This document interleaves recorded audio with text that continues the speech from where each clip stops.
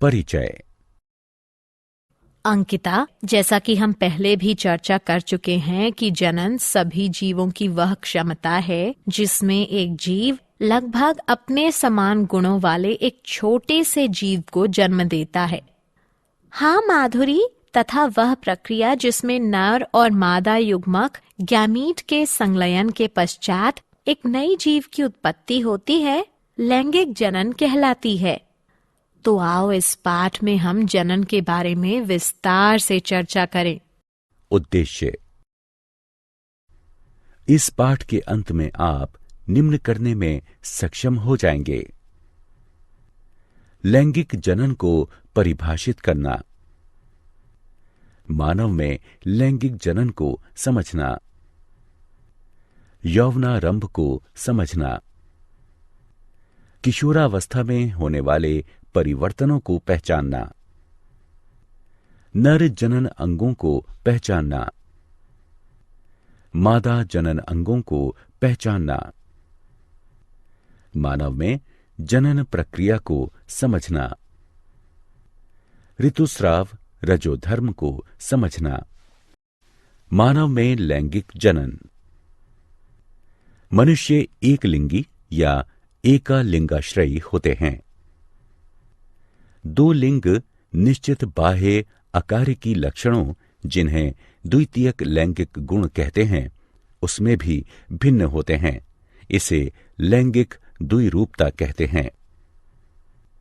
मानव में जनन अंग नर में वृषण और मादा में अंडाशय यौवनारंभ की प्राप्ति के पश्चात कार्य करना प्रारंभ कर देते हैं। यौवनारंभ या लैंगिक परिपक्वता। किशोरावस्था के दौरान यानी समय में यौवनारंभ लैंगिक परिपक्वता की वो अवधि है जिसमें जनन अंग सक्रिय हो जाते हैं। मानव नरों में लैंगिक परिपक्वता 13-14 वर्ष की आयु में, जबकि मादाओं में 10-12 वर्ष की आयु में प्रारंभ हो जाती है। वृषण और अंडाशय जीवन क्षमता वाले युग्मकों को उत्पन्न करते हैं तथा ये हार्मोनों जैसे नरों में वृषण द्वारा टेस्टोस्टेरोन और मादाओं में अंडाशय द्वारा एस्ट्रोजेन तथा प्रोजेस्टेरोन को भी स्रावित करते हैं। लैंगिक परिपक्वता पर होने वाले परिवर्तन। लड़के और लड़कियों दोनों के शरीर के कुछ भागों जैसे कि कांख एवं जांघों के मध्य जननांग क्षेत्र में बाल गुच्छे निकल आते हैं तथा उनका रंग भी गहरा हो जाता है। पैर, हाथ एवं चेहरे पर भी महीन रोम आ जाते हैं। त्वचा अक्सर तैलीय हो जाती है तथा कभी-कभी मुहासे भी निकल आते हैं। लड़कियों में अंडाशय से रजोधर्म प्रारंभ हो जाता है। वसा के जमाव से स्तन के आकार में वृद्धि होने लगती है तथा स्तनाग्र की त्वचा का रंग भी गहरा हो जाता है। हड्डियों तथा शरीर की लंबाई में वृद्धि होने लगती है तथा द्वितीयक जनन अंग जैसे फैलोपियन नलिका, गर्भाशय आदि परिपक्व होने लगते हैं।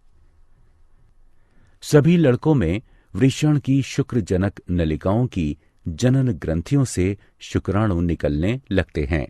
द्वितीयक जनन अंग जैसे पुरस्थ, प्रोस्टेट ग्रंथि तथा शिश्न परिपक्व हो जाते हैं। दिवा स्वप्न अथवा रात्रि में शिश्न भी अक्सर विवर्धन के कारण ऊर्ध्व हो जाता है। नरों से मादाओं में शुक्राणुओं के स्थानांतरण के लिए शिश्न की आवश्यकता होती है। कंधे चौड़े होना, आवाज में भारीपन आना, लंबाई का बढ़ना इत्यादि भी इसके अंतर्गत सम्मिलित है। नर जनन तंत्र। जनन कोशिका उत्पादित करने वाले अंग एवं जनन कोशिकाओं को निषेचन के स्थान तक पहुंचाने वाले अंग संयुक्त रूप से नर जनन तंत्र बनाते हैं। मानव नर जनन अंग है वृषण, अधिवृषण, शुक्रवाहक, मूत्रमार्ग, शिश्न, शुक्राशय ग्रंथियां, पुरस्थ यानी प्रोस्टेट ग्रंथि और काउपर ग्रंथियां नर जनन ग्रंथियां हैं। वृषण। वृषण छोटे आकार के एक जोड़े अंडाकार और गुलाबी रंग के अंग होते हैं, जो कि एक पतली भित्ति त्वचीय थैली, जिसे वृषण कोश कहते हैं, उसमें उपस्थित होते हैं। वृषण कोश ताप नियामक के रूप में कार्य करते हैं, जो कि साधारण शुक्र जनन के लिए वृषण का ताप शरीर के ताप से 1 से 3 डिग्री सेल्सियस तक कम रखते हैं, क्योंकि अधिक शारीरिक ताप वृषण के शुक्राणुओं का निर्माण करने वाले ऊतकों को मृत कर सकते हैं। वृषण में शुक्राणु का निर्माण करने वाली जनन ग्रंथियों सहित लगभग 900 पतली तथा घुमावदार शुक्र जनक नलिकाएं पाई जाती हैं। जनन ग्रंथियां शुक्र जनन द्वारा शुक्राणुओं का निर्माण करती हैं। अधिवृषण यानी एपिडिडिमिस।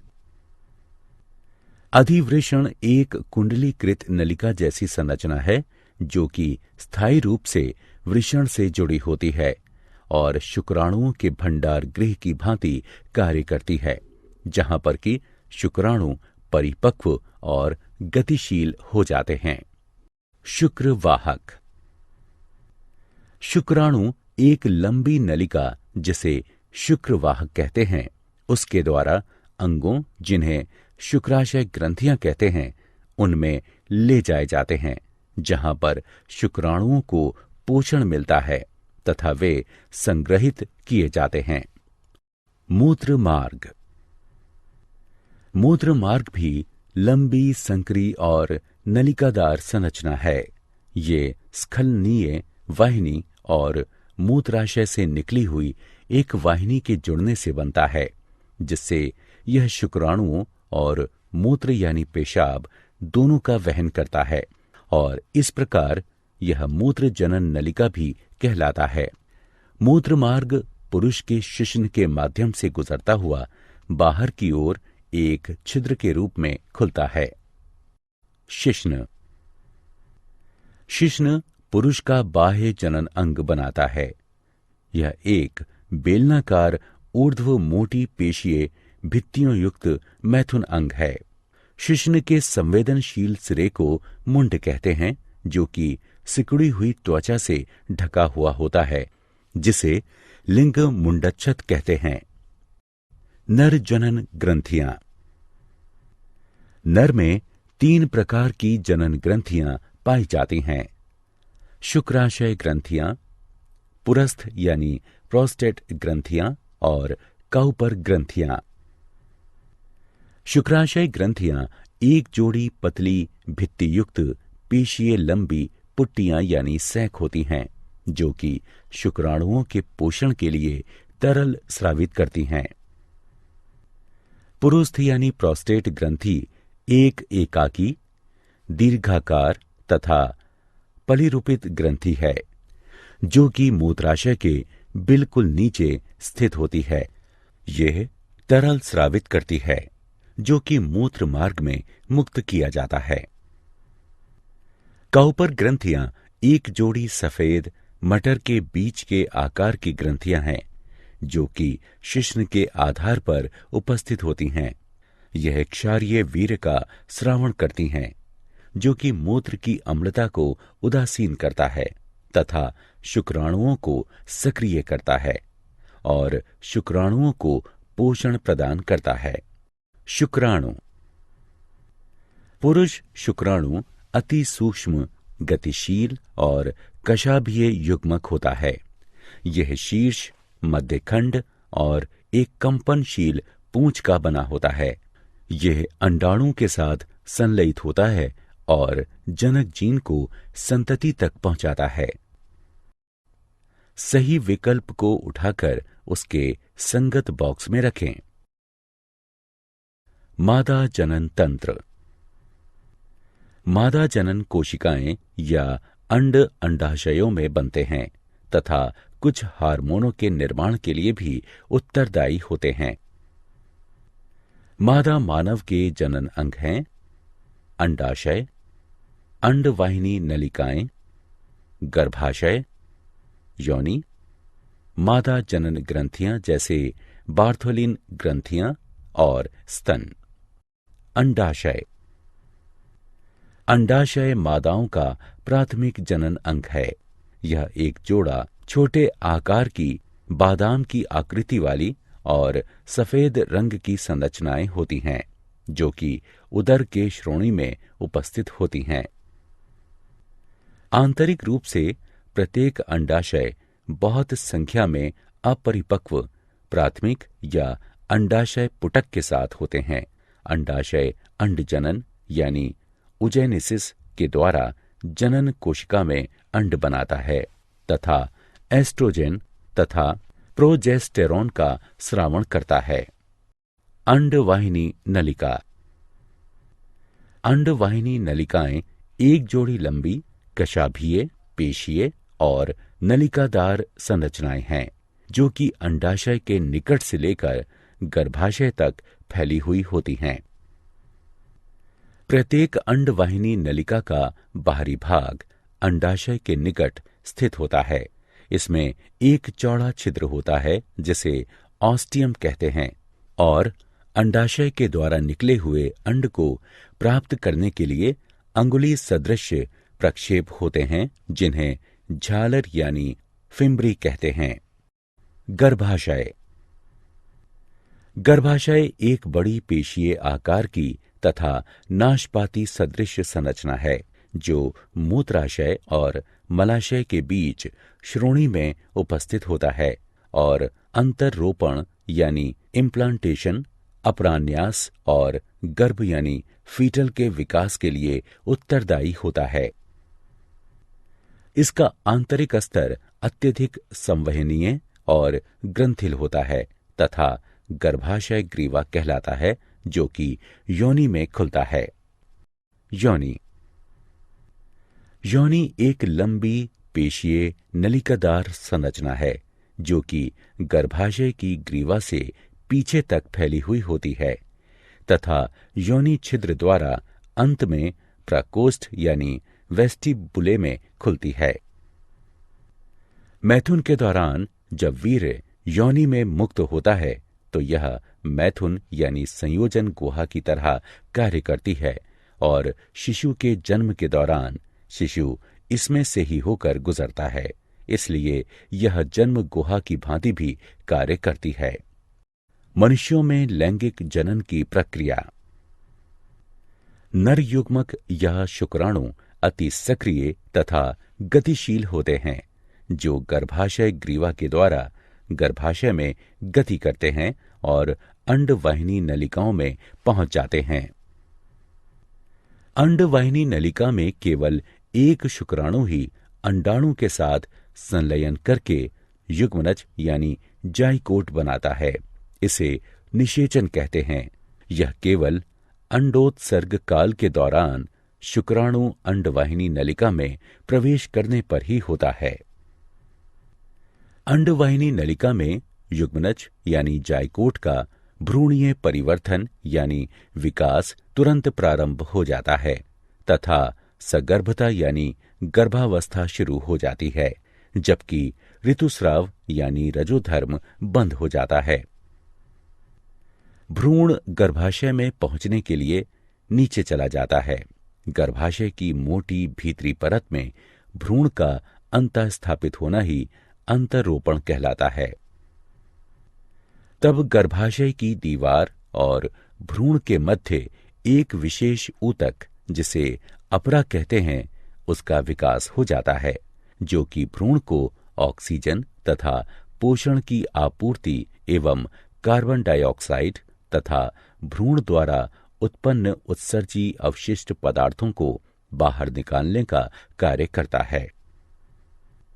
गर्भाशय के अंदर गर्भ यानी फीटल के विकास से लेकर बच्चे के जन्म की अवधि को गर्भावधि यानी जेस्टेशन कहते हैं। गर्भावधि यानी जेस्टेशन के अंत पर पूर्ण विकसित गर्भ यानी फीटल को जन्म देने की प्रक्रिया को प्रसव यानी पार्ट्यूरेशन कहते हैं। मां के शरीर के अंदर बच्चे के विकास की प्रक्रिया में लगभग 9 महीने का समय लगता है। ऋतुस्राव यानी रजोधर्म। रक्तवाहिका के साथ योनि से रक्तस्राव के रूप में गर्भाशय की मोटी और मुलायम आंतरिक दीवारों के टूटने तथा हटने को ऋतुस्राव यानी रजोधर्म कहते हैं।